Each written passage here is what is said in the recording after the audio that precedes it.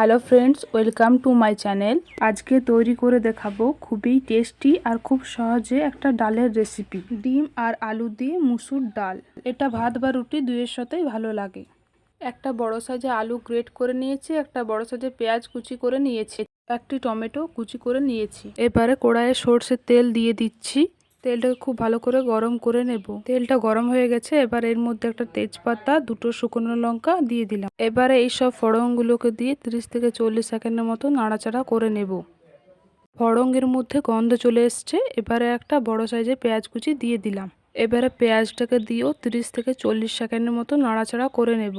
এবার এর মধ্যে দিয়ে দিলাম সামান্য চিনি, একটু নাড়াচাড়া করে নিতে হবে। এবার এর মধ্যে দিয়ে দিলাম একটা ছোট সাইজের টমেটো কুচি।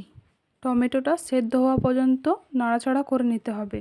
এবার এর মধ্যে হাফ টেবিল স্পুন লঙ্কার গুঁড়ো, হাফ টেবিল স্পুন গরম মশলার গুঁড়ো আর হাফ টেবিল স্পুন হলুদ গুঁড়ো, এর মধ্যে সামান্য জল দিয়ে দেব যাতে মশলাটা পুড়ে না যায়। এবার 2 থেকে 3 মিনিটের মতো মশলাটা ভালো করে কষিয়ে নিতে হবে।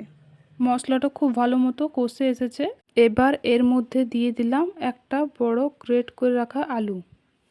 এবারে আলুটাকে ভালো করে মশলার সাথে মিশিয়ে নিতে হবে। আলুটা মশলার সাথে ভালো করে মেশানো হয়ে গেছে, এবার পরিমাণ মতো নুন দিয়ে দিতে হবে। নুনটা ভালো করে মিশিয়ে নিতে হবে। তারপর মুসুর ডালগুলো দিয়ে দিতে হবে। মুসুর ডালটাও ভালো করে মিশিয়ে নিতে হবে। মেশানো হয়ে গেলে এর মধ্যে জল দিয়ে দিতে হবে। জল দিয়ে ঢাকা দিয়ে সেদ্ধ হতে দিতে হবে। 8 থেকে 10 মিনিটের মতো সেদ্ধ হতে দিতে হবে। এদিকে তাওয়ায় সরষের তেল দিলাম, তাতে সামান্য লবণ দিলাম আর দুটো ডিম ফাটিয়ে দিলাম। আপনারা ডিমের পরিমাণ বাড়িয়েও নিতে পারেন। আমি এখানে দুটো ডিম দিয়ে করছি, আপনারা 3টে ডিম দিয়েও করতে পারেন। এইভাবে ডিমের ভুজিয়া বানিয়ে নেব।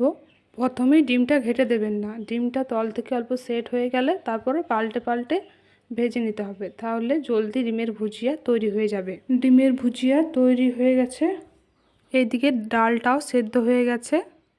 আপনারা যদি ভাত দিয়ে পরিবেশন করতে চান তাহলে জলের পরিমাণটা একটু বাড়িয়ে দেবেন। এবার দিয়ে দিচ্ছি ডিমের ভুজিয়াগুলো, ভালো করে মিশিয়ে নিতে হবে। আমাদের তৈরি হয়ে গেল ডিম আলু দিয়ে মুসুর ডাল। তবে কেমন লাগলো আজকের ভিডিও সেটা অবশ্যই কমেন্ট করে জানাবেন।